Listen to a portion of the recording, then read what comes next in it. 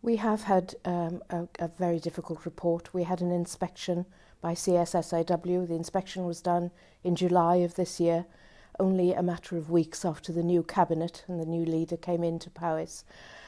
We have accepted the findings of the report. They're not good, but I would like to reassure young people and parents and the people of Powys that we are doing what we can to put things right. We're very sorry that this should have happened. We have taken some very swift actions. As soon as we had the report with the early findings, we invited in some experts in various areas, experts in safeguarding. We have a head of service who has quite a lot of experience of helping out authorities when they're in a little bit of trouble.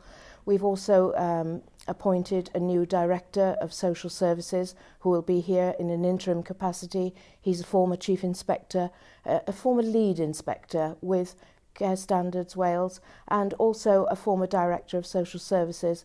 We have a very good team of experts in to help us. We also do have extremely good staff. They are feeling rather beleaguered at the moment, and we have put in place an improvement plan and an improvement board, and we'll all work together to go forward together. And I hope to be able to reassure people that the future is good within our services, within children's services.